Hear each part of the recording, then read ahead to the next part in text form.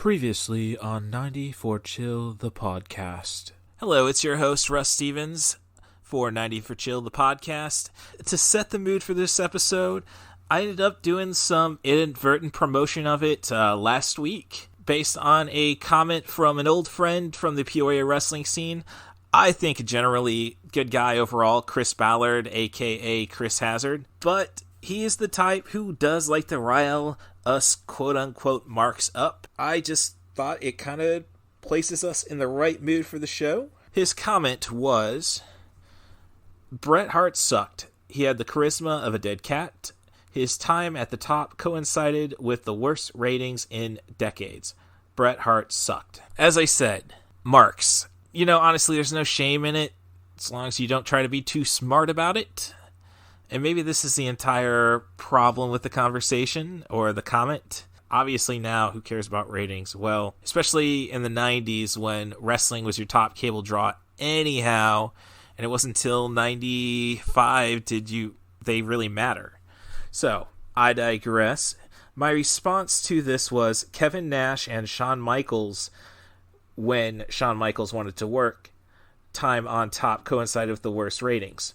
Hart was the semi-main who could at least make you consider the shit show that would close out. He was the best technician with a character. His character was closer to an actual Zen warrior smacking samurai asshole. For those who came from shoot combat, he seemed the most authentic. Hart could make anyone look like a contender in Bloodsport. Mid-90s super heavyweights were just the sumo guy, except they never faced Frank Dukes. To which Chris responded, that's a lot of words to say Bret Hart sucked. Little Hand says it's time to rock and roll. Bring the noise. For over 400 years, they've developed their own mysterious traditions. For over 400 years, they've had a strict code of honor and unparalleled standards of respect. For over 400 years, they have terrorized the streets of Japan. Now, they want to control the city of Los Angeles.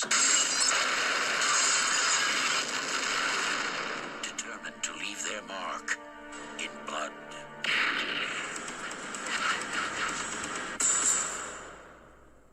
Dolph Lundgren and Brandon Lee are ready for a showdown in Little Tokyo. They're two LA cops who are hungry for a little takeout. Dolph Lundgren, Brandon Lee.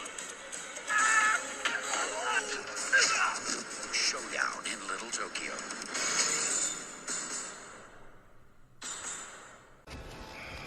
Hold on to your butts. Sorry to interrupt this podcast, but I just want to make sure I clarify one thing. I think I've mispronounced this actor's name several times. He's a legendary Japanese-American actor, starred in movies like Mortal Kombat, Rising Sun, Planet of the Apes, the Tim Burton version. One of the good things about that, and The Man with the Iron Fist 2, also the Tekken franchise. The actor's name is Kari Hiroyuki Tagawa. I think I nail it in this podcast, but no guarantees, so apologies all around. Now available on video cassette.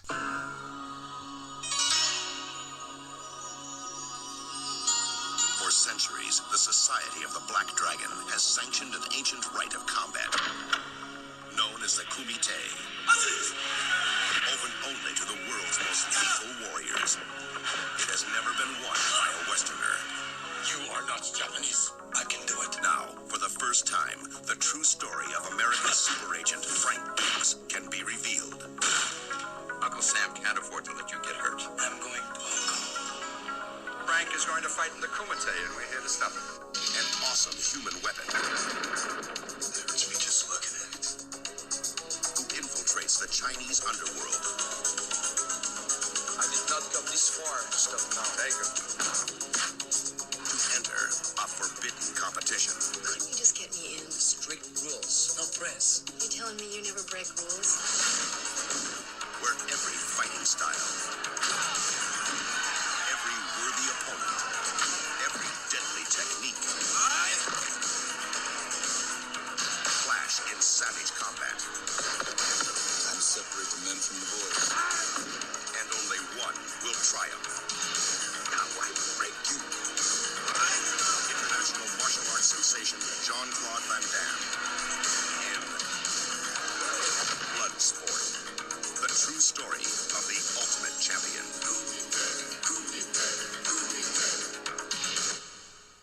I feel like The Joker was written as a totally different movie at first. Oh, I'm sure they wanted to try basically making it a prequel, maybe even explain Heath Ledger. I don't know. I really enjoyed it. I think it's kind of overrated. I mean, Joaquin Phoenix is excellent in it. De Niro's great. Yeah, it's not that good. You are right. Like Yeah. it's good at first, then you watch it a second time, and like, oh, what was so great about this in the first place? It's still all right though. I like King of Comedy a little bit better. Oh yeah. I haven't gotten around to King of Comedy. That's definitely been on the queue though, and even the shots by Phillips, it's definitely, I think, really walked that line, just wanting to be darker than King of Comedy. But as you said, your girlfriend watches the murder porn, dare I say, and we were just having a conversation at work today where we're talking about ranking Tarantino movies, and we get a coworker, say 25 years old, just goes and said, "Oh, I can't watch movies with you guys. You watch weird stuff," as she's watching murder porn on her phone.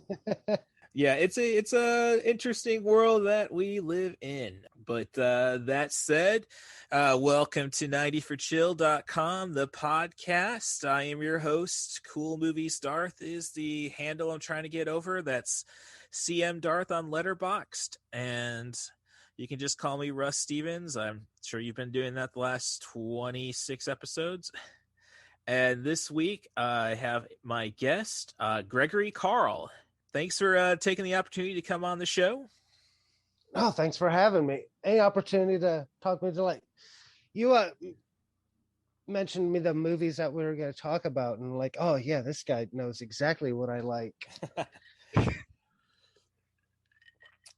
Well, I mean, you mentioned Van Damme, and it's like, I don't know, I can't really say I kind of fell off on him after probably, I didn't really pay attention, I guess, after Double Team, which is a film I do need to give a shot. I mean, Mickey Rourke is always intriguing.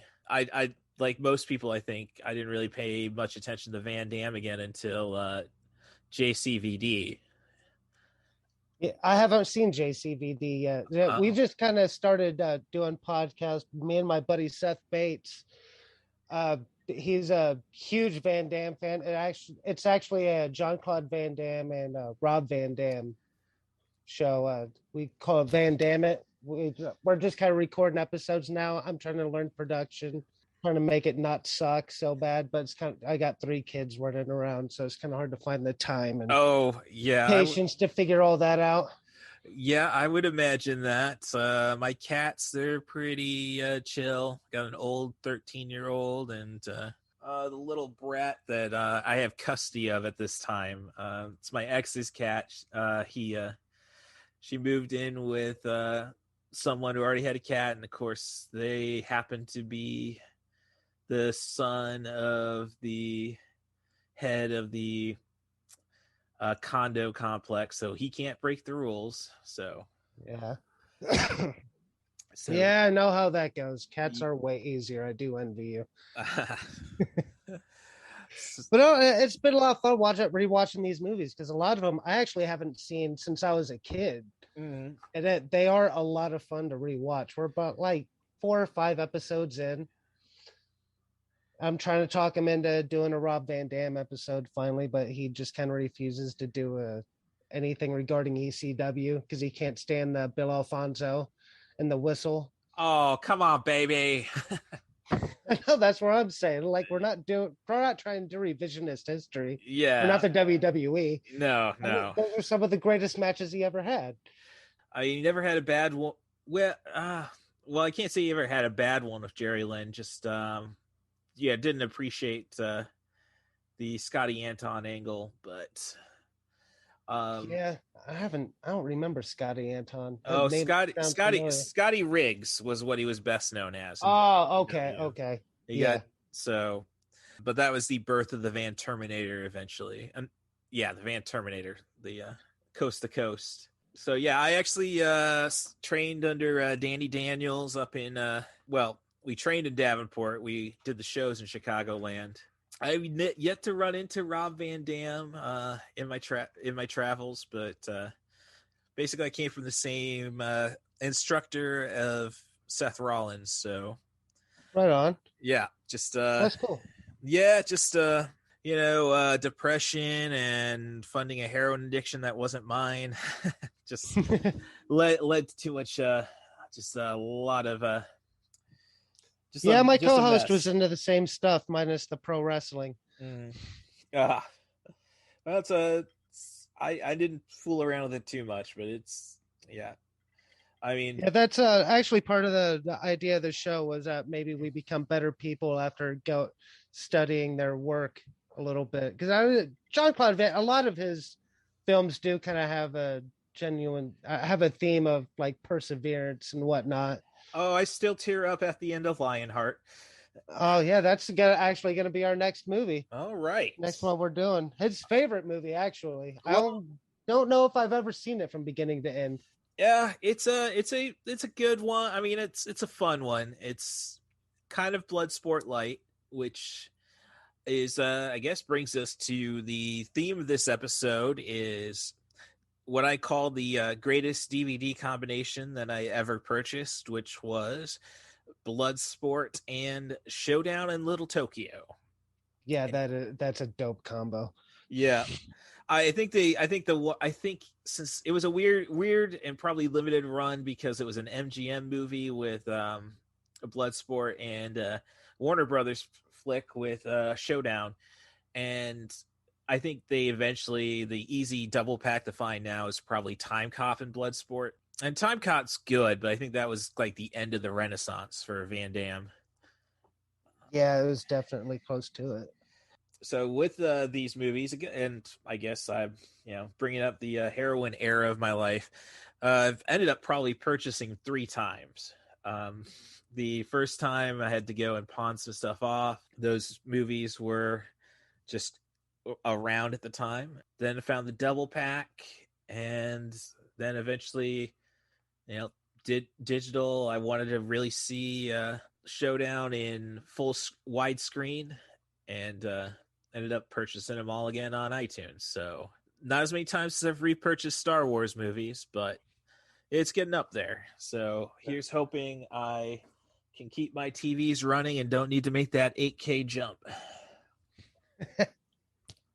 Yeah, I hear you there, man. I think Showdown, I remember I have vague memories of as a kid before I finally watched it all the way through. I watched it a couple of days ago. Mm-hmm. Yep, I rewatched it last night. Bloodsport a couple nights ago. G.I. Joe the movie, actually, from 1987, the animated film. No, really. I only really enjoy it just because this is where you need to take the live action movies, give Dwayne Johnson some organic super soldiers to fight against.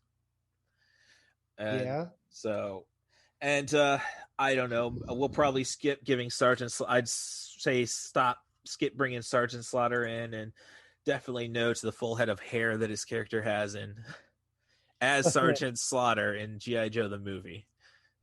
I'm not going to judge it. I've been falling asleep watching an old tournament anime called Baki the Grappler. So, I really only saw the OVA. Maybe anime for me. My time was the late 90s. I was in high school, mowing my lawn, parents' lawn, getting $25 and then spending it on a single hour VHS tape of some anime. Oh yeah, I remember those days. I'm not really into it now. Just every so often, one will catch my attention, and I'll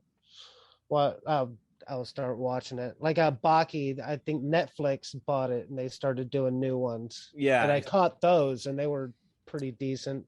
They're just ridiculous, tournament anime. Yeah. You don't have to pay much attention to it. There's cool gore. It's yeah. What more do you want in 20 minutes? Oh, I hear you there. It's just, I guess, it's just become way too easy, I think, to access anime. I just don't. It's almost like I missed the challenge of finding the tapes. Yeah. Well, a lot of it's so terrible now too. Like they really lost me when everything involved power levels. Well, I think that's probably solely a stateside thing. Dragon Ball Z was the biggest thing out of Toonami, so I mean that was the half hour. I mean, I was never a Dragon Ball fan. I just found the storytelling to be ridiculous for the most part. Like Planet Namek is about to explode in 30 seconds, and we'll come back next week. And at the end of that episode, Planet Namek is going to blow up in 15 seconds. Like, yeah, I know time's relative, but I never was either. I'd more like the feature film kind of stuff. Like I like Ghost in the Shell and Appleseed and all that kind of stuff. I think both of those were Masumi Shiro, but now I'm just getting nerdy. Yeah, true. Yeah. So I guess just because we mentioned Ghost in the Shell, did you see the Scarlett Johansson film? I think I tried not to think about it. I think I tried watching it several times. I couldn't do it. Something about CGI always rubbed me the wrong way. Oh, I could totally understand that. It's great if you're building worlds. It's but if you're trying to bring it in a contemporary setting, the not so distant future, it's not gonna fit yet. My opinion. I mean, we're doing good things with de-aging now. That's about all I really can say for that. Practical is, well, you said you're a horror fan, so I mean, you obviously understand how important practical is. Oh yeah. Yeah, it's amazing what they can do with just angles and makeup, man. It's nuts. I can never do that shit. The CGI, like you just always know that it's fake. Like you never question it for a second. You just know. Well, that's why I'm saying, like, I think it's fine in Star Wars because it as I say, it's an entire different world. But yeah, you can definitely. If you're not in that world, you're definitely seeing where it's placed and such. And actors are getting better with it, but they're still just following tennis balls. So, I mean, mocap's really helped out. I mean, it'll get there, but I think the biggest problem with CG is that it's so easy to access. And for this podcast, I've watched a lot of campy stuff, and you get horror movies that want to use that decide, horror or action movies that want to use CG. I shouldn't be too harsh. Phantasm 5 is guilty of this, not actually having bullets fire and squibs. Well, they might have squibs, but no, it's all muzzle flare and sound fully instead of actual blanks.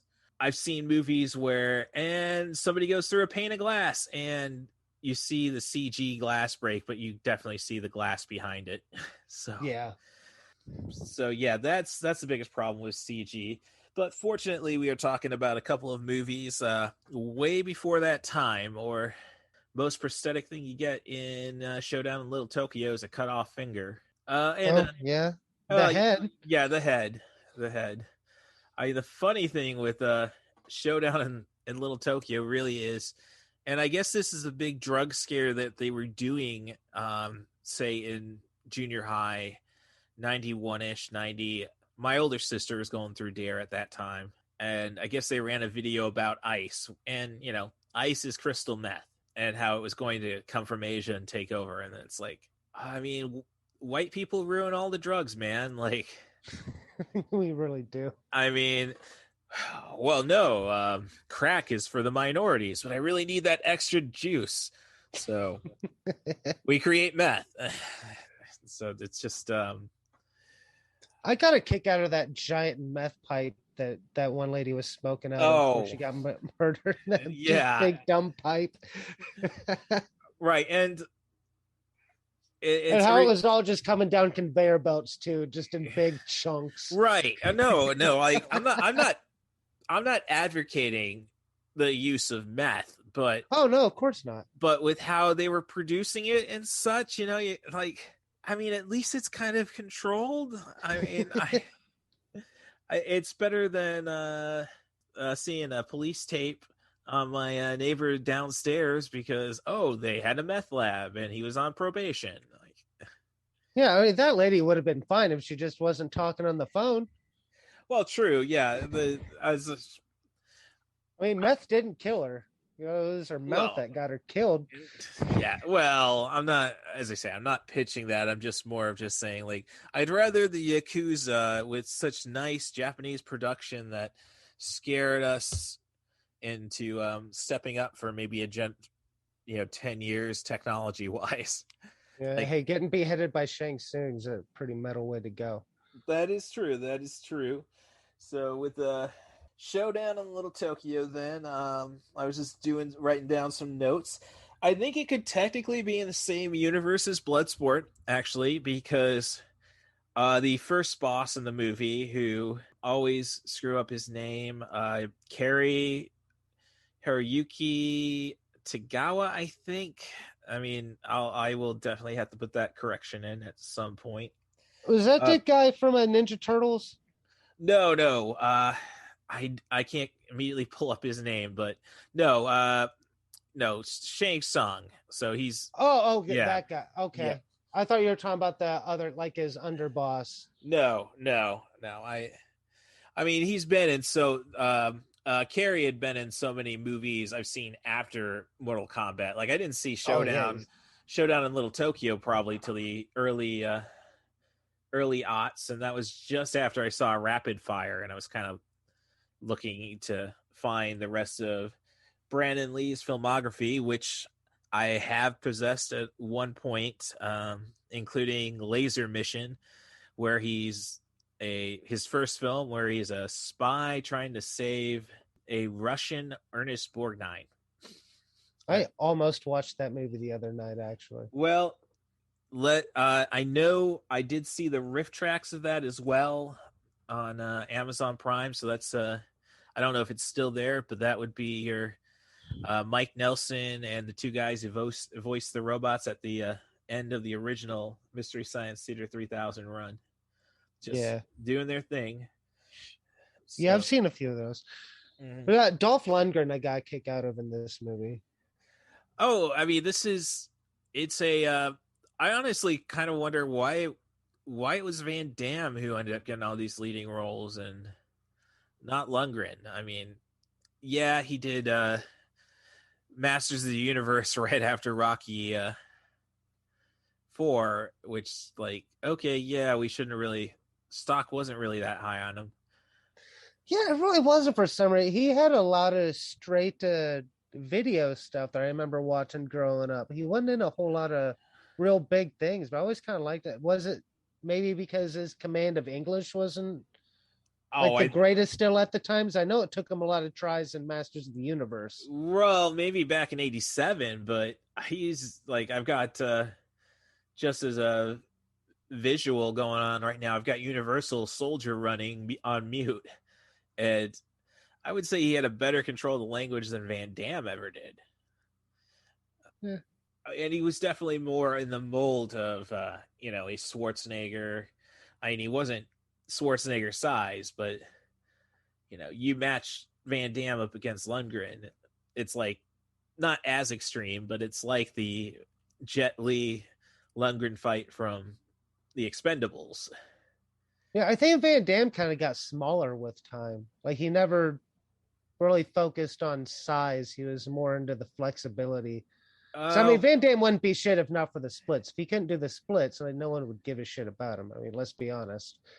It was the splits that put him over the top. Well, I gotta think back because I did go and take my ex up to Chicago to see Mystery Science Theater 3000 live. The movie they did was No Surrender, No Retreat, which is Van Damme's first official movie.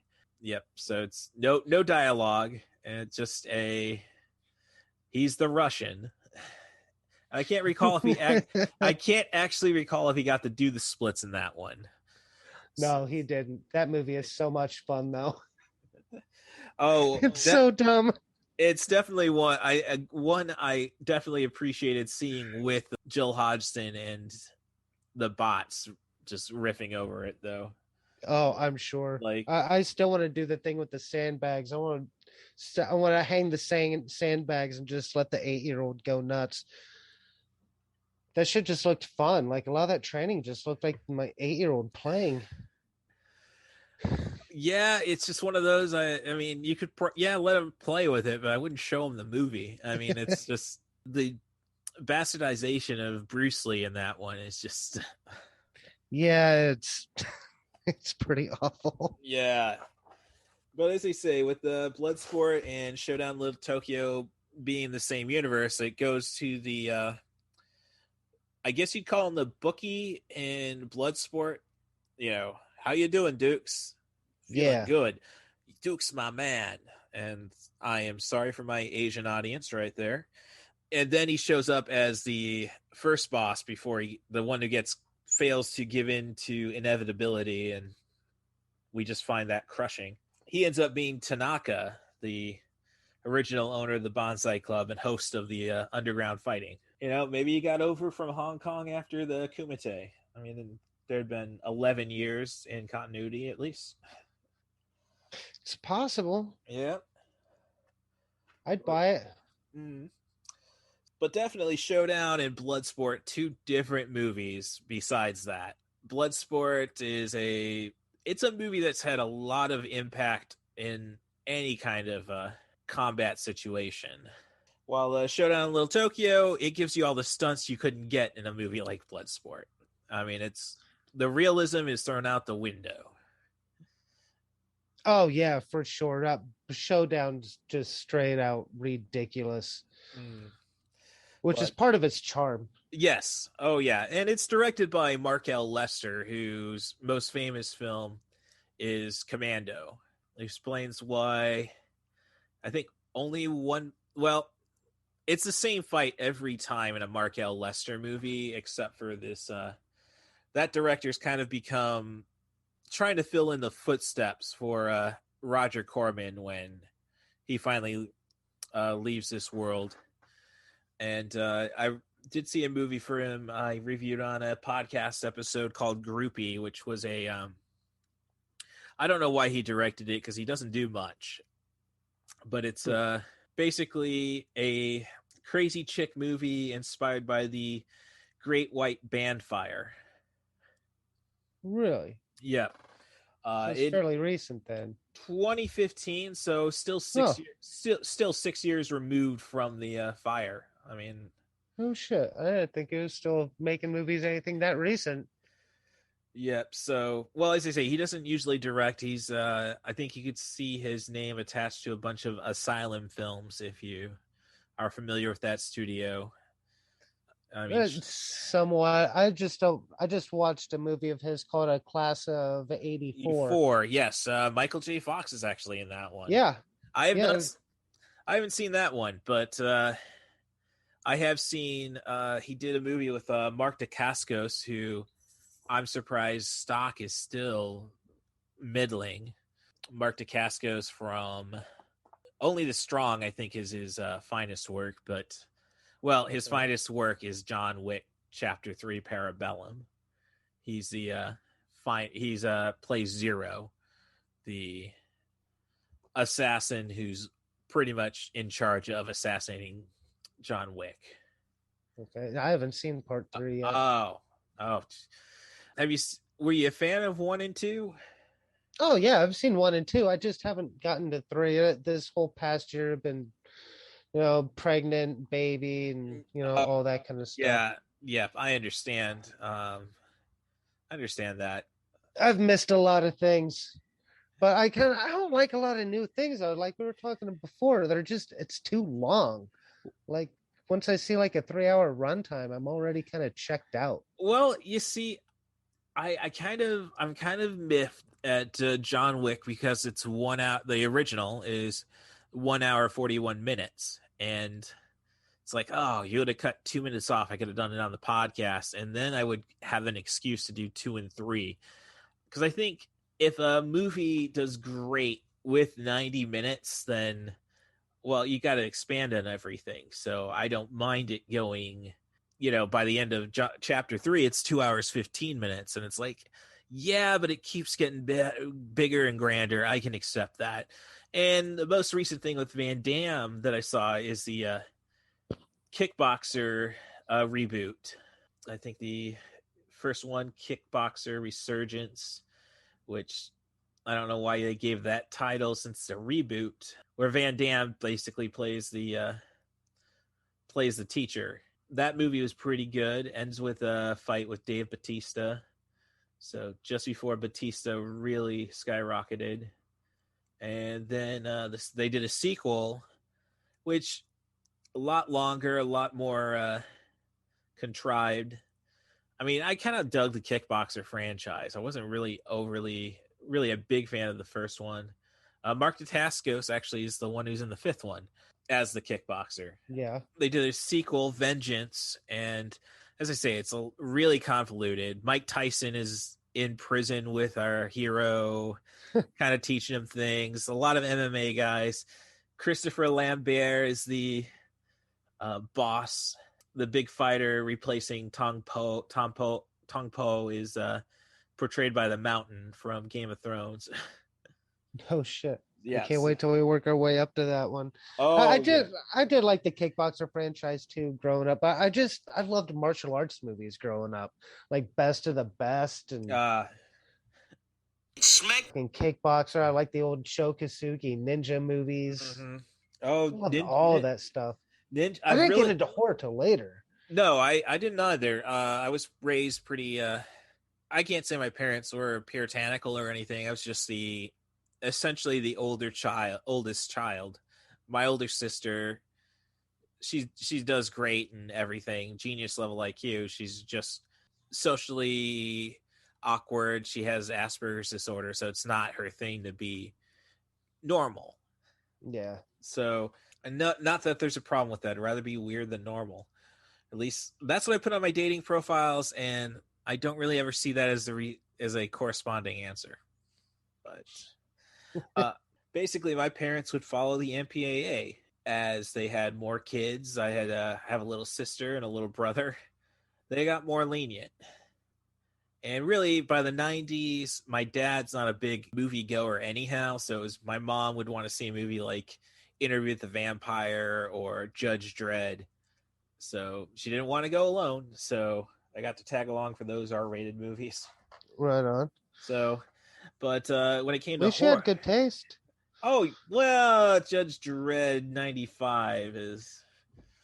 Yeah, but I mean, we all were hoping that would be good. Well, yeah, but I mean... She didn't know. Well, she was there for Amanda Sante, so... Okay, that's fair. As Rico. I didn't get into horror, really.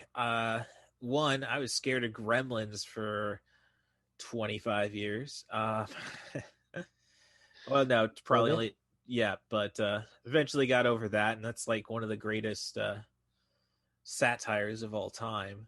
But watching the old IFC on cable, where you actually get where it was all about independent film, I saw a documentary on Dario Argento, the Italian director, pretty much responsible for making sure we'd have Dawn of the Dead, 1978. And, then there was a real fascination with the stuff. So needless to say, as we were chatting before the podcast on Facebook Messenger, I'm not totally adept to all the slashers. Seen Halloween, seen Nightmare, haven't seen that many of the sequels. Yeah, I was never a huge slasher guy either. Me and my co-host just watched a movie for fun called Pieces. I think it was an Italian movie. It definitely I took from it. I think it's the black gloves and the. I think it's Spanish actually. I have seen Pieces. That is, and so like that's where you kind of have to worry about. Am I actually twisted with some of those scenes? I mean, me, I was kind of like, well, this should be fun, but I'm taken out of it when you have a 1948 flashback and you see a pennant on the little kid's wall that says Boston Patriots.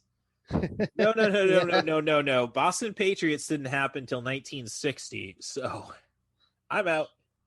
That helped. I'm not a baseball guy, so I was. The Patriots they're now the New England Patriots, so it's a football reference. Oh, see, you see, my dad's from Buffalo, New York, and my family still holds original season tickets to the Bills. So right on. Yeah, so I know all that. So yeah, but Pieces is as I say, that's more of just me being a nerd, and not really the movie's fault. It's a goofy, fun movie. Yeah, well, and kind of right. I mean, I appreciate a good bladder release, before they know they're going to get it. So that's the kind of stuff I worry about. Like, worry about myself. Yeah, I like Korean horror a lot. I've really know a lot of that. I've really only seen I Saw the Devil, which was excellent. One of my favorites. And Old Boy. I do have sympathy for Mr. Vengeance in my queue, as in I found a copy for cheap and just never opened it. Itchy the Killer is pretty bizarre if you've never seen it. Oh, I've got myself a good Takashi Miike film collection. Right on. Dead or Alive, Crow Zero, Sukiyaki Western Django, the Japanese. I mean, he just does so much weird stuff. I'm still not quite ready for Visitor Q. That one seems a little too twisted. But then again, This guy will direct children's movies too. I mean, I think he ended up directing 100 movies in over 20 years. So, no shit. Yeah, I have to get into him a little more. Audition. That is really where it's at when it comes to that's Miike's masterpiece. I have to remember that. I am a big. I've never been a huge director guy. After a while, like I'll see so many movies and I'll notice, oh, that guy directed like 5 movies that I love, and then his name will finally be logged in my brain. Right. I don't know when I really got into the director portion. I don't know. Maybe it was transitioning from wrestling in my 20s to struggling screenwriter in my 30s, and now we're into podcasting for the 40s.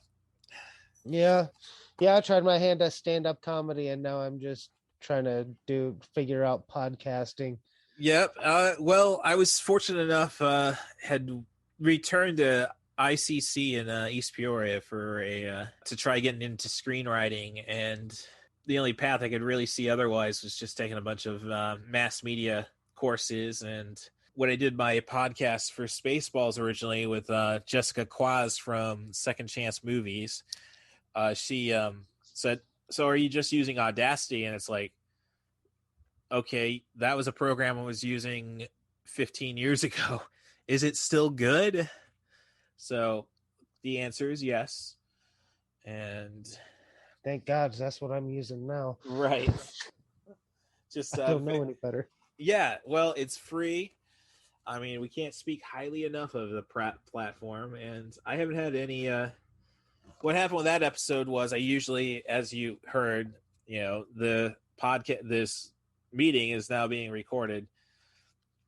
I usually just go and convert the audio from this into, there's a program you can download that converts this file into MP3, and then you can play around with Audacity on it. So you could do Zoom recordings. Our mistake was she thought I was going to record. So I'm recording this on both Audacity and the Zoom conversation. I didn't know I was supposed to record it on Audacity. So, oops. But I took whatever I could from that, from her side of the audio. And I think we came up with something decent, at least expressing her love for Mel Brooks and the Star Wars franchise in general. Yeah, I just listened to your the Spiral episode. You did. Yeah, just dropped today actually. Oh, is that? I didn't realize that Well, was that new. Yeah, it dropped. Well, the no, that was my lunchtime. Went over to Best Buy, uh, and picked up this. If I figured if they had the Steelbook, I saw, as I said on the podcast, I saw Spiral like the last show they had in Champaign. So yeah, I picked up my Steelbook and then ended up picking up a higher end microphone for the podcast because at some point, right now at least the plans going to Wizard World up in Chicago in October. So I figured, well, you can definitely find people who are wanting to record a podcast. So I better use the Zoom podcast recorder as well. So finally got myself an XLR mic for that one, and otherwise it's all still a lot of jerry rigging. Yeah. Oh man, I miss a good convention. I'm jealous now. Yeah, That'd be a good time. Oh, the best was, I mean, of course, it was the end of the world afterwards. Was C2E2 Chicago Comic and Entertainment Expo 2020, which was on the leap year weekend, and that was the AEW Revolution pay-per-view. So obviously, I was really more concerned about getting a ticket for that. But yeah, it's they're coming back slowly but surely. I mean, well, we'll find out with the Delta variant how that shapes up. Oh yeah, I don't think anyone cares anymore, honestly. It's not for me. It's not the point. But I'm a very I think they said it. You know, I admire a lot of the messaging in Showdown in Little Tokyo. I mean, Tia Carrere, it's great to see her singing in another movie. I mean, it's great that it was beyond Wayne's World. Oh yeah. I mean, she had a great little speech, which I think is just good for action movies and action heroes in general. Is like, you know, you do the right thing because it's the right thing. I don't know. Then it gets all messed up with that Brandon Lee talking about seeing Dolph Lundgren's anatomy. I mean, I didn't really want to jump into that, but I'm really kind of thinking it comes out of nowhere. Yeah, I'm thinking he's kind of on the Metro side, the very least. Maybe. I mean, it's early acting for Brandon Lee still. It's only his second movie. So but to be fair, like he tries to be funny like the entire movie. Oh, that's like I'm not landing. Like, all right, talk about his dick. Work blue now. Yes. No, it's it takes the so it basically, and this might be the biggest critique you could have against the movie. I mean, besides for the jumping over the car with the sidekick. I mean, Dolph as they pointed out in the movie, the first time they meet each other, you know, all that upper body weight makes you slow. Yeah. I'm not slow. Well, you didn't hit me. Well, if I hit you, you wouldn't be here. I'm not arguing, but you didn't hit me.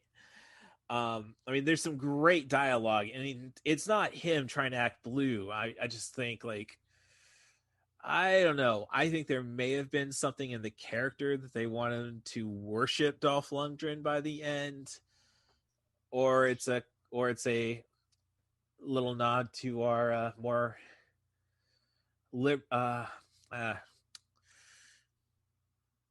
open-minded friends. It's just odd. They're about to kill a bunch of bad guys, and it's like, hey, let's comment on your dick real quick. Yeah. Your dick is huge, by the way. You're right. Love you, buddy. Yeah.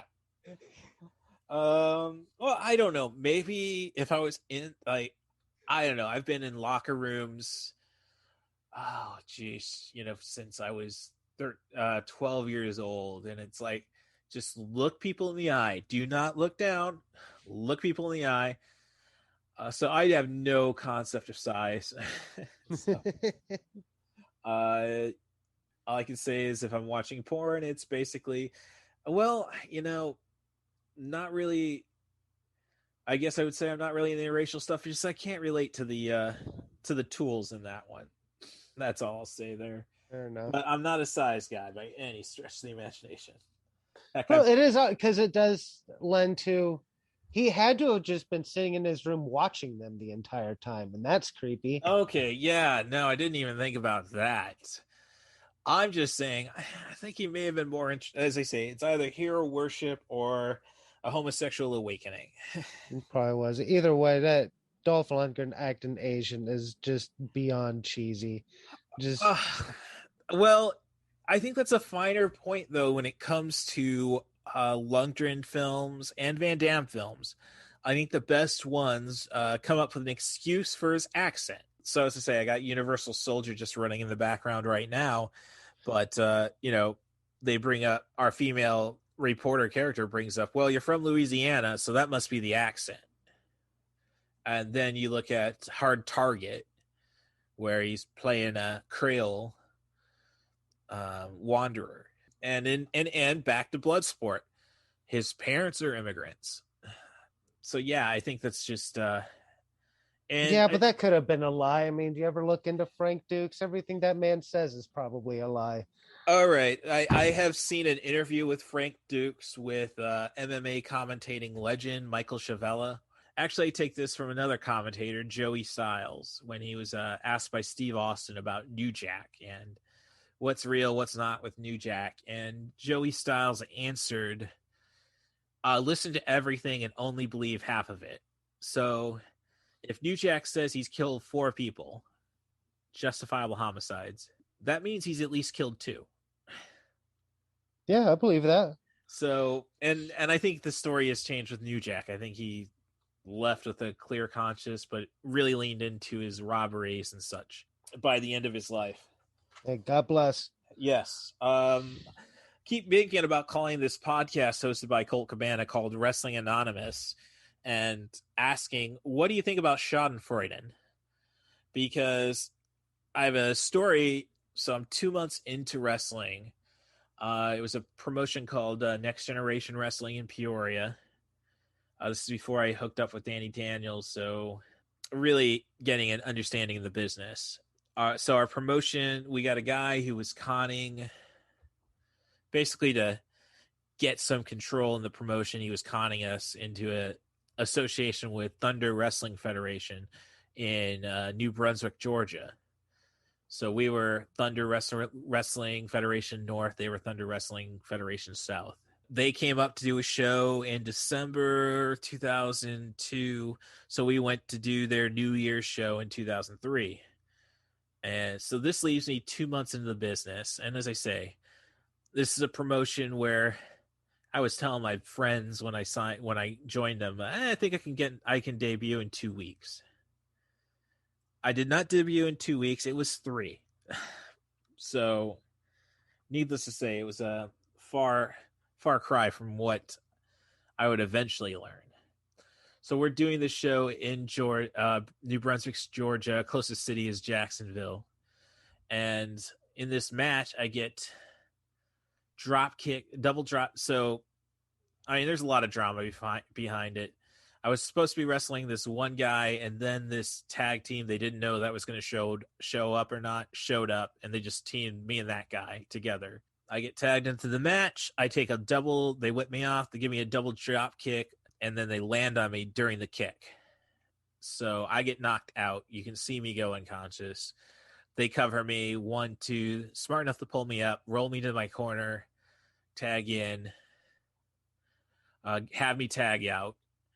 And I regain consciousness on the apron, get into the ring on the next tag, throw a couple forearms, and then just arms drop, concuss stare. And then I got back in the ring. It's my fault. So I end up getting at least a kendo stick shot. I get smacked with the Complete Idiot's Guide to Professional Wrestling, which was my prop. I get a spine busted on the floor.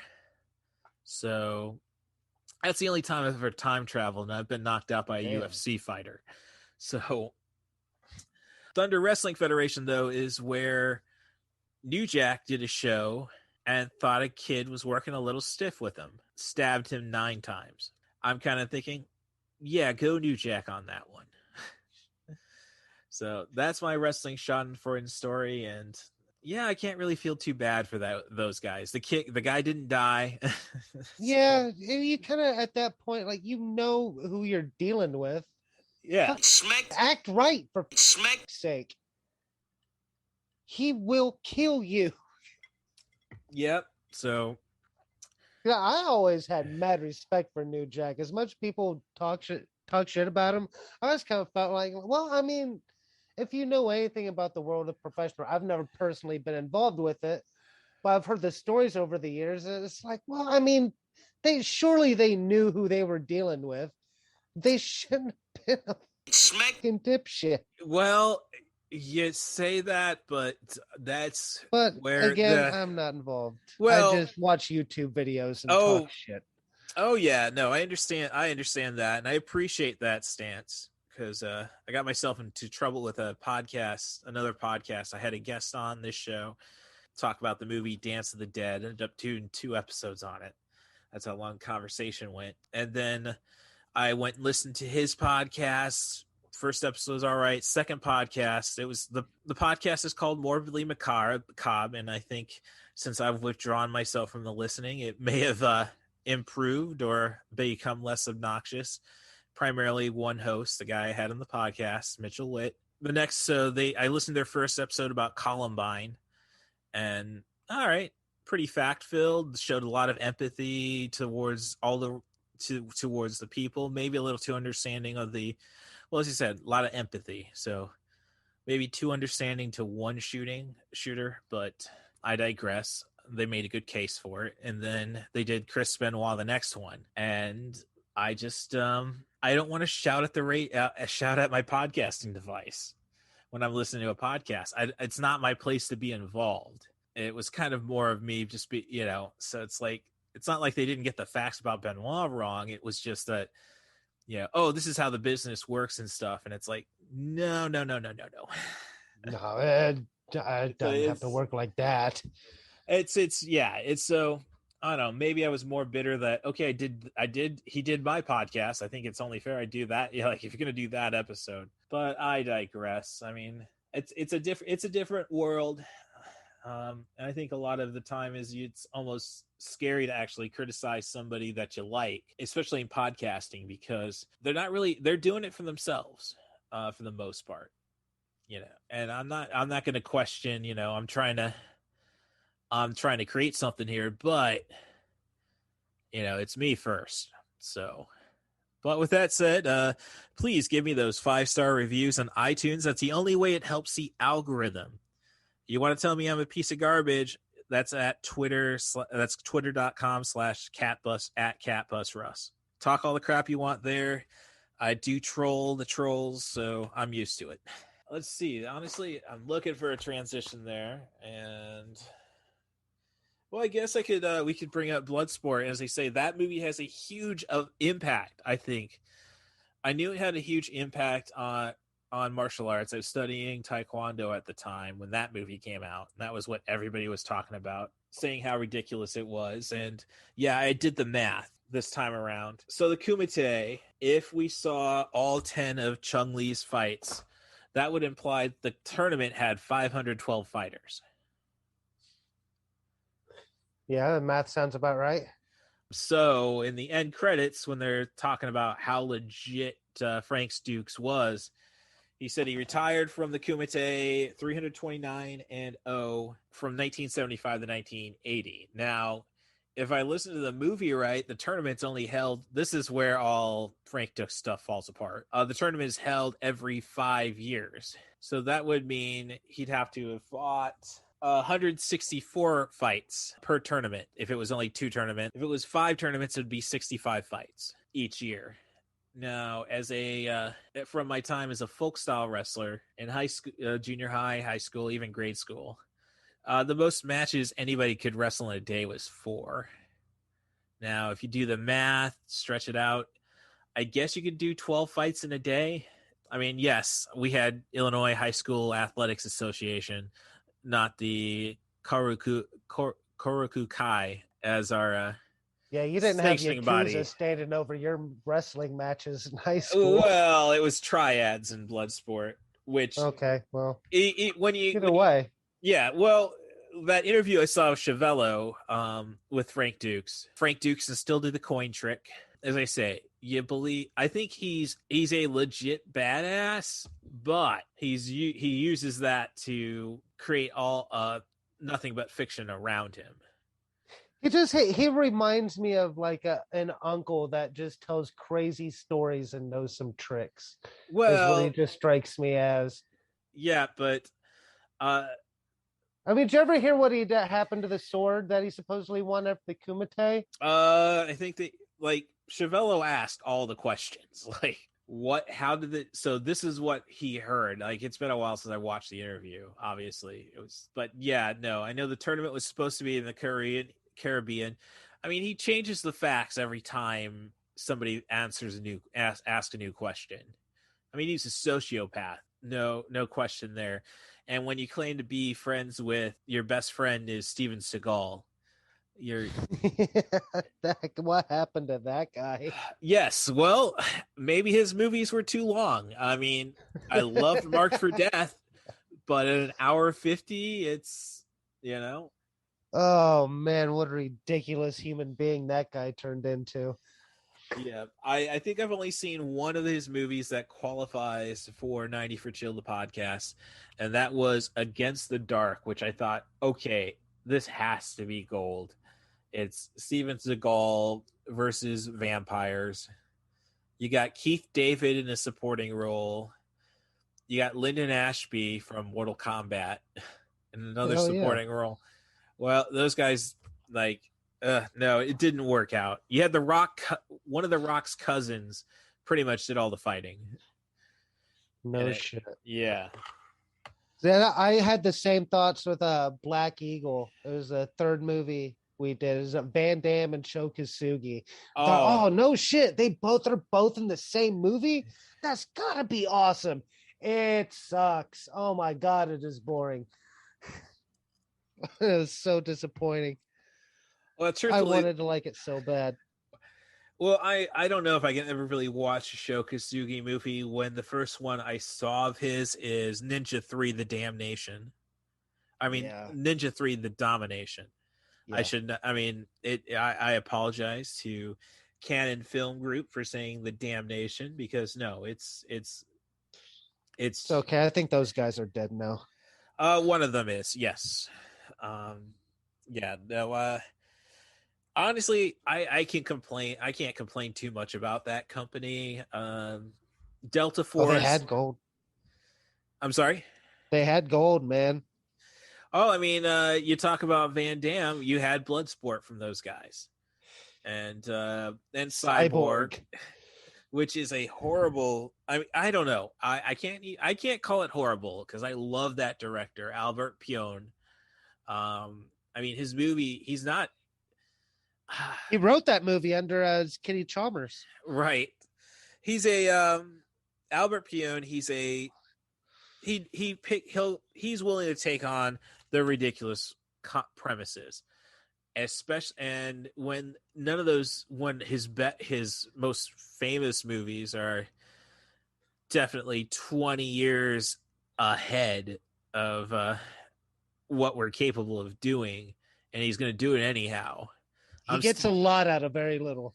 Yeah, but when you say very little, that's talent, and like he's I mean, I my favorite one of his movies. I'm still looking for some way to watch it now instead of picking up an old VHS tape. Is called Heat Seeker with Gary Daniels, who I'm a huge fan of his stuff. He was the Brit. That was the name of his character in The Expendables. Okay. Yeah, he was also like it took. I don't know. Like he was gold, but made for video gold. But Hollywood is very reluctant putting a very British guy as a star. So there's a movie he was in called Firepower. The main drawing force is it was Ultimate Warrior's only movie. Okay. Yeah, I never watched it. It's fun. But your protagonist is actually one of the lackeys from Johnny Lawrence's gang from the Cobra Kai was the lead actor. So Okay. It wasn't the put him in a body bag guy. It was I think the first guy Daniel San beats. But yeah, I haven't. I've been thinking about rewatching Karate Kid. I started watching Cobra Kai on Netflix, and I have vague memories of Karate Kid when I was a child, and I barely even remember it. Well, I only saw the first two Karate Kids, and I haven't. I don't actually have Netflix right now. I'm more of a movie guy, so I'd rather, if I'm going to spend $15, I'll do it on HBO Max. Yeah, I hear that. I just watch my girlfriend's account. I barely even watch it. I don't know.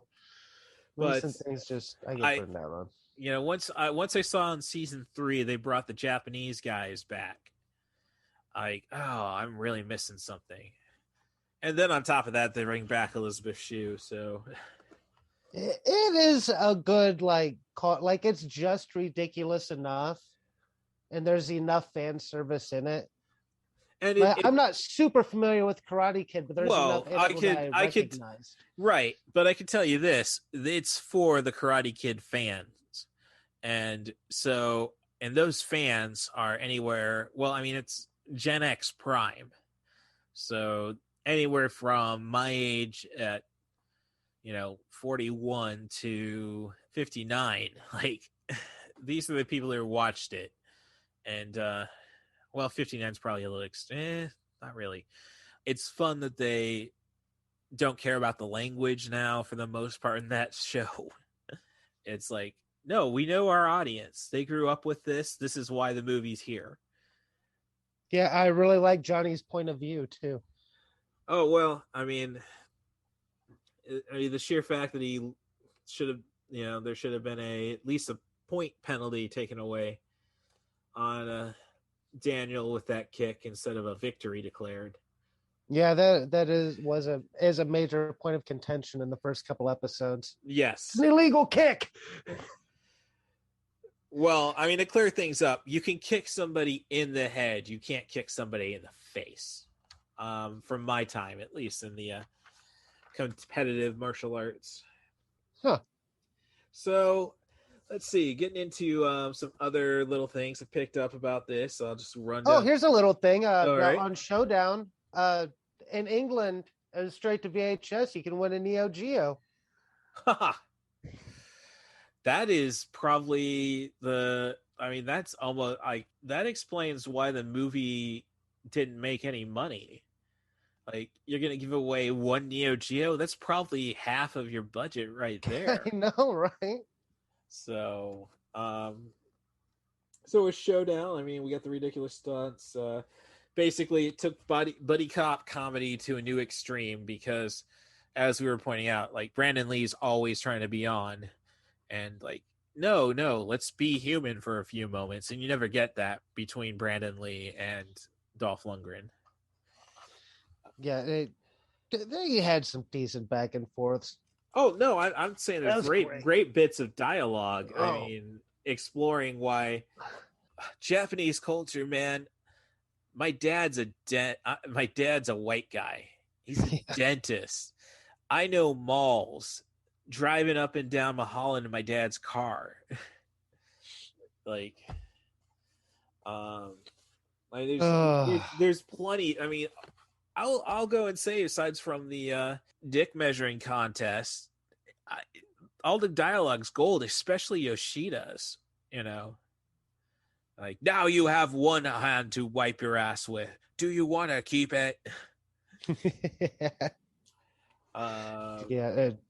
It's so good, man. I loved it. I loved that fucking movie. But, with that said, I think my biggest problem right now with Showdown in Little Tokyo is, with the world of microbrews, where is the 30th year celebratory batch of Red Dragon beer? If we can't get the beer, at least give us the meth. Yeah. I have more movies to watch. I'm behind on shit. So, all right. So, did the math on how the mathematically proving Frank Dukes is, regardless if he can kick my ass, which, well, Mathematically speaking, well, by the sheer number of fights he claims, I would still take a shot. I mean, yeah, he's old. You got a shot. Oh, he's blind in one eye. I know that, but no, five figures I'll take on about any fight. I'm the only guy I ever really thought like, yeah, don't take that chance for glory is the wrestler Jake Hager, formerly known as Jack Swagger. Like Brock Lesnar, I mean, I know he's 6'4" and 285. For me in high school wrestling, I wrestled up 2 weight classes for the most part. You know, I'm used to that difference. I'm probably better handling that difference. Jake Hagar being probably 6'8", 280, 290. If I can't reach the guy's head, I'm gonna that's somebody I don't want to fight. Yeah. But it brings me back to Bloodsport, talking about professional wrestling, and it brings me to a wrestler, Colt Cabana, who really brought up the fact that like he loves the movie and he'll talk about it to no end. I think about a lot of it when I took a seminar with him before I was training with Danny Daniels, still faking my way for the business. And he bring up Bloodsport, and then like I'm passing it on to guys like, no, if you're gonna sell something, if you're gonna try to make a move look a lot meaner, immediately think of Chung Lee. The methodical nature of everything the guy does in the movie, cranking a guy's arm, bringing him into a position, and then pushing the pressure point. It's so methodical. I mean, if anything, and people wanting professional wrestling to be more like it was, that's the stuff you should be watching and taking note of, how to make everything just sell more just through facials and such. I mean, that's one of the Bolo Yeung as Chung Lee is just one of the greatest martial arts performances of all time. Oh yeah, dude, Smack. fucking awesome in that movie. Who's the guy in Kickboxer too? That guy was freaky. Yeah, I remember the guy's name is Tong Po. The Yeah. character name is Tom Po. He was actually not Thai, if I'm correct. He was one of Van Damme's martial arts friends, and he's actually in Bloodsport. He's the guy who gets Chong Li breaks the leg of just for kicks. Oh yeah. I didn't notice that. Tall Muay Thai fighter. Yeah. Yeah, he's just kicking that wall, and he just walks in, and they're just staring at each other briefly, and his face just looks Smack. Yep. So, fun fact: Kickboxer was called Karate Tiger 3 in Germany. Well, that makes as much. Well, I guess since it's kickboxing, and kickboxing is the universal art, not Muay Thai. I think I've only seen one movie called Muay Thai anything. That was Muay Thai Giant with former professional wrestler Nathan Jones. Huh. He's Nathan Jones, I think, is just the go-to guy that Tony Jaa likes to beat up on. You know, he's Undertaker height, evil white guy. So yeah, I haven't seen him for a while. Yeah, he's in the new Mortal Kombat, if you get around to seeing that. Okay, I did see that. Yeah, very brief. He gets I mean, that's the problem with the new Mortal Kombat, is that it doesn't really take the tournament fighting too seriously. Oh yeah, that, and just that the whole lore is dumb to me. Like that's with the tattoos and whatnot. So you're telling me like a drunk driver can run you over, and now he's an Earthrealm defender all of a sudden? Well, it would explain why we lost 9 tournaments in a row. It really does. We just got a bunch of people that can't fight. It just sucked in all of a sudden. What the Smack is this shit? Where am I? And all of a sudden, Baraka's slicing their head off. Yeah, so I think it may have been Baraka, actually, that Nathan Jones was. Really? Yeah, so, but... was he in Snatch? No, that's Vinnie Jones. Okay. No, All right. Nathan Jones, big bald guy. As I say, if you've seen The Protector, he's like the last boss. Yeah, I'd notice him if I saw him. Yeah. So another observation about Bloodsport is Jean-Claude Van Damme is basically doing a striptease the entire tournament. Yeah, I'd do something for the ladies. Well, but I'm just saying he starts the first day in a full gi.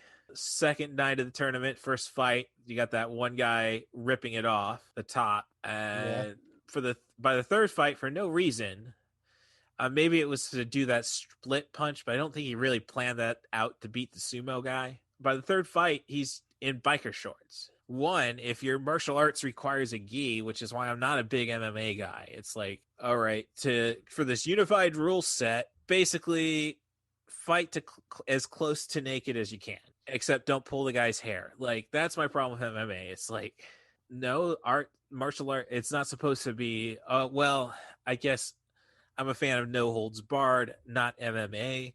No holds barred is still favors styles. MMA is like, just take this piece, fake it, and get to the end. Yeah. I mean, if I knew MMA would have been what MMA was to become, maybe I wouldn't have gone into professional wrestling. I would have gone into MMA. Like, oh, I no longer have to be the best jiu-jitsu guy or the best Muay Thai guy. I can just combine, take a piece here, take a piece there. Yeah, but you'd have to get through those first UFC years and everyone was on roids and just smashing each other. Well, no, that's what I'm saying. You couldn't get through that. That was a time, but they hadn't figured out. All you have to do is take this part. Oh, there's rules now, meaning I can. Yeah. Like, no, a good fight, like in Bloodsport, a good fight ends in 2 minutes. Yeah, sounds about right for a real fight. Well, for a real fight, yeah, you don't get the time to dance around the ring, try to figure out your opponent. Granted, I don't think there's any charm in street fighting, hence why I will kick a guy in the balls first thing. It's like, no, we're not going to be here. There's I mean, I try to, as the line from Showdown in Little Tokyo, when Brandon Lee, if we're going to go any further, we're going to talk about it now, or are you going to go alone? I'll go alone. That's not good enough. That's it, you Zen warrior smacking asshole. That's what I strive to be, a Zen warrior effing asshole. Yeah, I'm mostly just a coward. Well, there's a British comedy series which I adore called Red Dwarf. It used to be shown on PBS all the time. I blame my mom for exposing us to PBS, because not that she exposed us to PBS, is that PBS would bring in all the British comedy. Oh, it's on PBS. It's sophisticated. Yeah, Mom, I learned the word twat on PBS. Red Dwarf's basically a space opera comedy. And there's, all right, we should go, and we don't have a choice. We got to go and take this. No, we can just go and we can find a new way around. One of the characters, who's a felis sapien, basically, after 3 million years of evolution, cats have become human. There's an old cat saying, it's better to live a day as a tiger than a lifetime as a worm. And our coward character responds, and there's an old human saying, who's ever heard of a worm skin rug? Solid point. Yes. Yeah, I was more of a Hitchhiker's guy. Red Dwarf is one of those things that's always popped up in my queue. I just never took the time to watch it. Oh, well, and truthfully, I haven't taken the time to watch all of Hitchhiker's Guide. I love the movie, and I know that's kind of a blasphemous statement in several circles. Well, if it wasn't for the movie, I'd have no idea what Hitchhikers was. Well, that's been a common theme actually with the podcast. As I said, with the Spiral podcast, talking to the only couple that was in the movie theater with me, and how the girl, and that's why I like the Star Wars sequels. People want to claim their own thing. People get introduced to it, and once they get introduced to it, that's theirs, and I can kind of respect that. I guess I should be less brutal towards fans of Twilight and the Hunger Games saga. Oh no, you don't. They deserve it. No, They deserve no. everything I what said they get. I guess I should be. I didn't say I was. All right. I mean, read a book. I don't know. That's just total elitism. I'm a guy who faked my literature degree. I mean, yeah, no, I that's the advantage of having an older sister who's socially awkward. You can't talk to people. I get to hear. I'm the only person she talks to, so I get to hear every detail about every book she's ever read, and then spin that into a degree. Yeah, to be perfectly honest, there are things in the Hunger Games that is pretty metal. There are things in Hunger Games I think are really cool. I think the world's cool. There's just moments in it that are neat. That you lose me with the tween romance stuff. Everything else is cool to me, man. Yeah, Twilight had no irredeemable qualities whatsoever. I did do a brief review of Twilight on this podcast. I hated it, but I know what it's doing, and it's sad that it succeeded at what it's doing. As for the Hunger Games, first three movies are all right. Then the fourth movie just goes off the rails, and which is weird because that's supposed to be the same book as the third. But I digress. But the problem with the Hunger Games is I've seen Battle Royale. Yeah, that is a problem. Yeah, so you stretch the Battle Royale is a longer movie. And I think it's just a thing with culturally. I think, as my older sister pointed out, she is the poetic critic on Letterboxd, the poetic critic, all one word. She pointed out that I think at that time in the 80s, like I think comedies were more likely to run over. Like you had your high art, you had your Amadeus, but comedies were more likely to run over 2 hours just because they want to get every joke in. Like I wouldn't cut a single bit about the Blues Brothers, but that might be Illinois bias. But it was basically in the 80s, we were actually watching music videos, and we did not want long form entertainment. We wanted everything to be no longer than an hour and 45 minutes. And I think the MTV not being as prevalent, actual old cultures in Europe and Japan, China, and all that bollocks, they could sit through about anything. So, but the point still remains with the Hunger Games. Look, if you need 4 movies to do that's the worst thing about the Hunger Games is I think it even takes a second battle royale into consideration. So, all right, you need 12 hours to do what they did in 6. There's a problem. Yeah, I think it just comes down to money too. They were making money, so they're going to stretch that out for as long as possible. Well, that's cent. Well, that's a gamble I don't see as practical. Like, you are immediately, like, the moment you buy the property, you hire the actors for 4 movies. You are like, I think the franchise stuff all kind of stopped after the Divergent series ended up. Like, we had enough of it. Yeah, that was a series, wasn't it? Right. And I'd say maybe 2-3 good movie. I mean, there's only 3 movies. I could say 2 of them are worthwhile. But it's like there comes a point of diminishing returns. Like, that's a lot of time and money to devote to one idea. Yeah, it probably has something to do with why Showdown Low Tokyo didn't make as much money as they thought it would, because it was really at the end of like the buddy cop thing. It was right at the end of that. No, I could say Showdown in Little Tokyo didn't make any money because Warner Brothers didn't have any faith in it. Well, yeah. Like they decided they didn't like the movie, and I don't think they did any cuts or anything. They just like, we just got to go, and we owe this to Mark Lester and his producing buddy to get this film released. So we're just gonna release it. I mean, it was the number 9 movie of the entire year in Hungary. So like it could have been more 90, but I don't think it's necessarily the end of the buddy cop. It's more of that was kind of the beginning of the blockbuster era. Not the, like, I mean, I know we always had the blockbuster era since Jaws, but I should say the beginning of the failed start of the comic book era.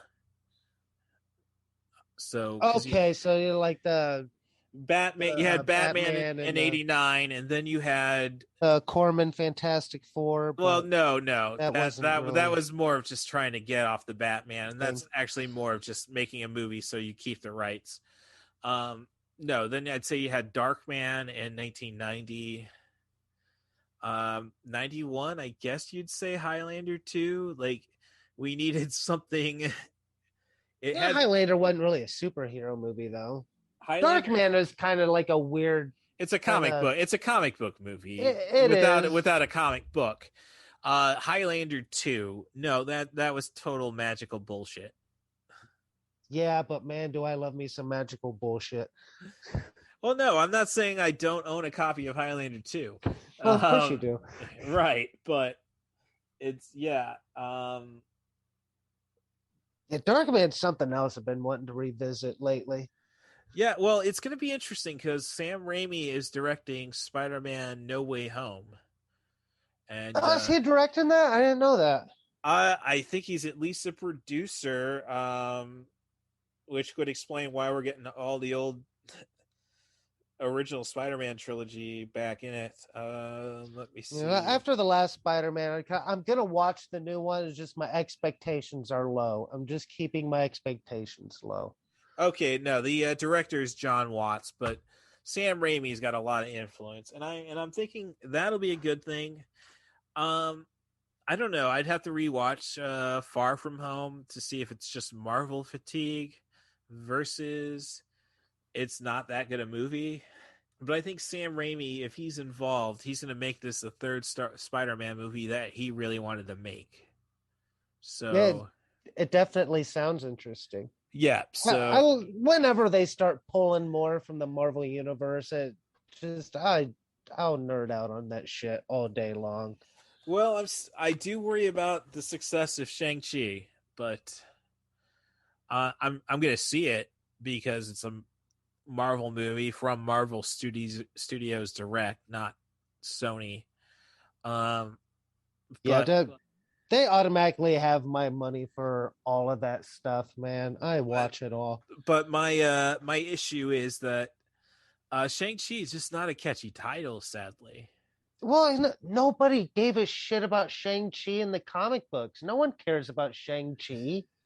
No one cared about him growing up. I don't know a single person who ever owned a Shang-Chi comic book ever in the history of ever. Right, but I didn't know anybody who owned a Guardians of the Galaxy issue. So I knew Guardians of the Galaxy as a totally different team. Well, that's what I'm saying. It's just basically that was something that I think half of the success of Guardians is based on the fact we didn't know what Guardians was, if you're me. So Shang-Chi, I think is going to be good. It's just that the title is just not going to really inspire anybody to go out. I joked around with my dad about that. Like, at least Black Panther, you knew what you were getting. And then my dad said, so you want Yellow Tiger? And it's like, no, yeah, the Asian culture hasn't really adapted to the assigning themselves a color yet. Good Iron Fist would have been nice.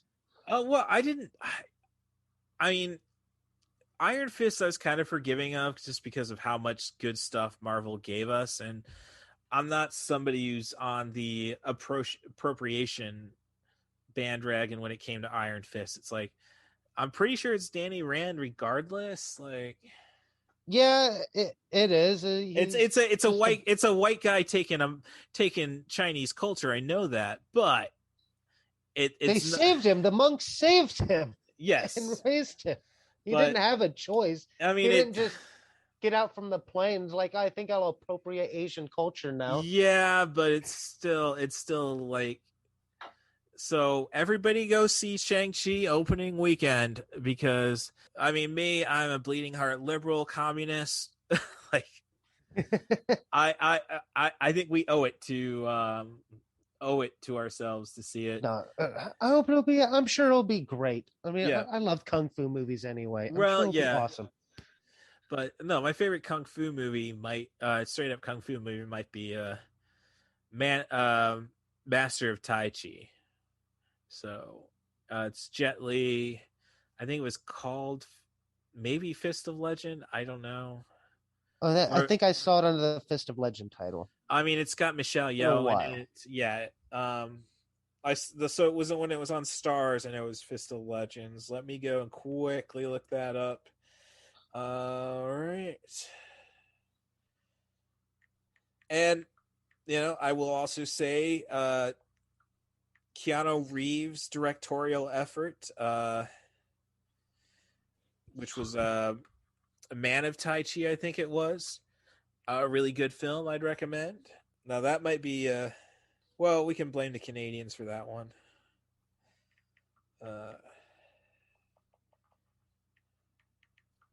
I think it might be Tai Chi Master, actually.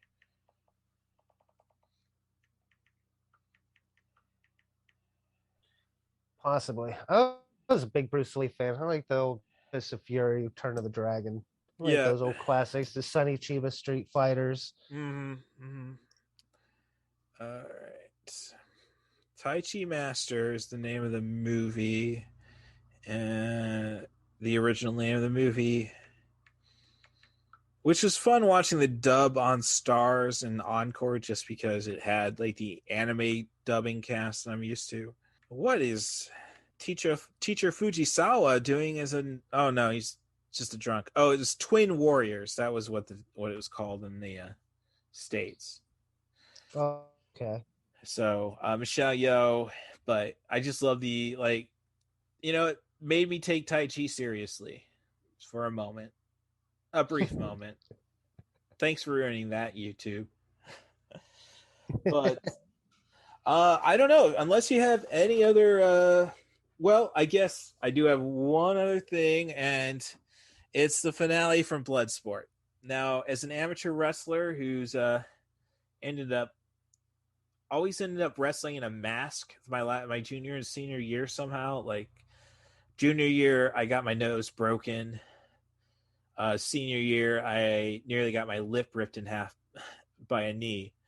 Ouch. Yeah, so I ended up wrestling in a mask, and those masks, you can't really see anything once the match starts. But it's wrestling. As long as I can grab a hold of got a body part, I feel fine. So it comes to the finale of Bloodsport, where Chung Lee, Bolo Yeung, who also faces off with Van Damme again, I think in Double Impact, if I'm correct. Yeah, I believe so. Yeah. Throws the classic wrestling salt tablet into the eyes of Van Damme. Like, oh, he's blind. How's he going to do that? And it's like, dude, I just saw 1, wrestling. 2, I just watched G.I. Joe, the movie, with the character Jinx, the unlucky ninja. But if she goes and blinds herself, blindfolds, she's unbeatable. Like, no, I don't know how really, like, I understand in a striking match, I don't want to be blind. But is it really that hard, though, if I can, all you have to do is, like, wait for him to throw a kick and grab it like they do in Muay Thai. And I'm just saying, don't trust a guy who says they're blind, I guess. It's the end of that one. Yeah, you kicked that stick right out from underneath him. No. So there's two things I will not do. I will not fight Jake Hager, and I will not kick a walking. Oh, geez, that just reminds You me. won't kick a blind man. I won't kick a blind man's walking stick. Okay, but you'll kick his dog. Yeah, see, when it comes to puppy punting, the only time I ever felt like that was walking, just chilling out in the north side of Chicago after Cubs game. I'm at the Getaway Hostel out by the DePaul University campus. And it's just, I see bowls of dog food and water at every place. And it's like, oh, as a cat person, I just feel offended. But it's like, oh, it's great that they're doing this. Oh, it's great that they're doing this. You know what? Screw these dogs. I want to kick. I want to kick a dog, and it's like, and I brought that up with my former hairdresser. She said, "No, Russ, you don't kick the dog. If you're gonna kick anybody, you kick the owner." And then it's like, but if you kick the owner, the dog's gonna run off into the street. This is Clark Street in Chicago. It's gonna get squished. Like, everybody feels guilty in the end. No, kick the dog. That will be. Sometimes you have to, man. Those smackers get huge. I've seen plenty. Have you ever seen dogs fight?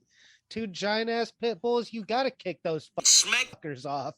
Well, the thing with dog fighting is, as somebody like, myself who loves a good fight, maybe some of these dogs have fighting spirit, like in Bloodsport.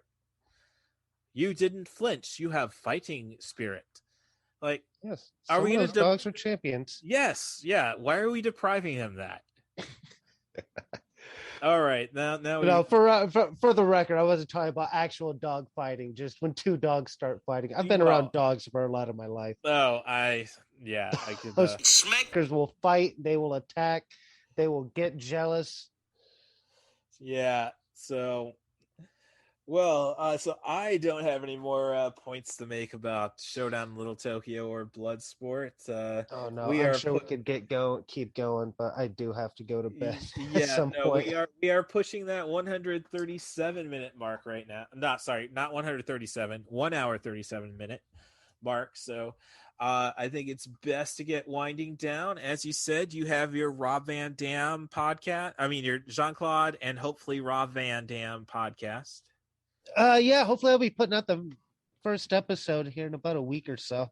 All right, very cool. And if they want to follow you, Greg, on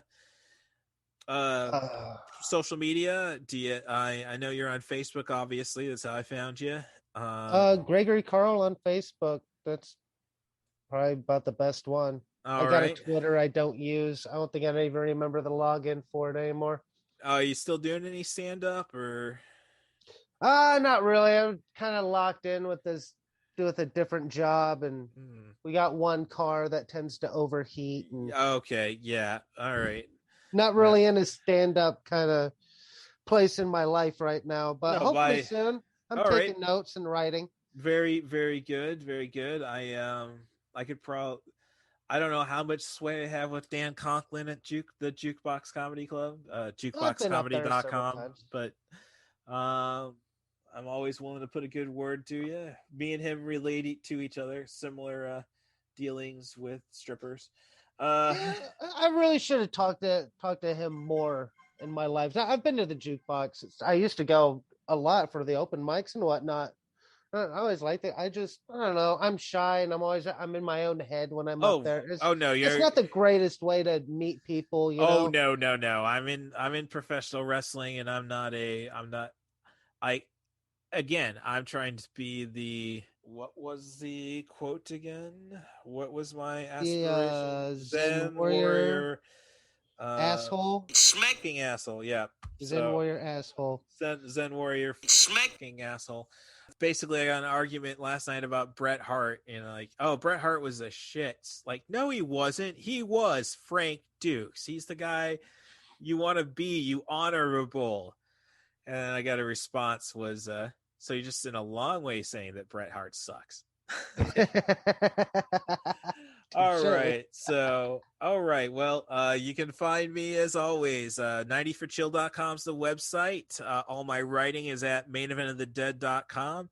If you would like to help me out with the production of my Z budget zombie professional wrestling comedy, Main Event of the Dead, visit maineventofthedead.com. Sending me an email at rustthebus07@gmail.com. That's RUSSTHEBUS07@gmail.com.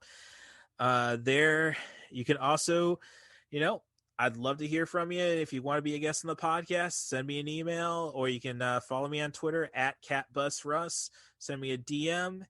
And all you need is a movie, a theme, an actor, a director. As long as we focus on sub 100-minute movies, we have a show. So thank you again, Greg. Great meeting you for the first time. And I wish you the best with your Van Damme podcast. And you're more than welcome to come back on 90 for Chill, the podcast. Oh, yeah. Thank you. Thanks for having me. It was great talking to another adult that wasn't hammered for once. I can't promise you that. Well, you're more coherent than my co-host. Well, no, I'm warmed up, but the moonshine doesn't usually kick in until the hour 40 mark. So, right on, buddy. All right. Well, till next time. Till next time. Thank you very much. Yep. Thank you. Can I hear a wahoo?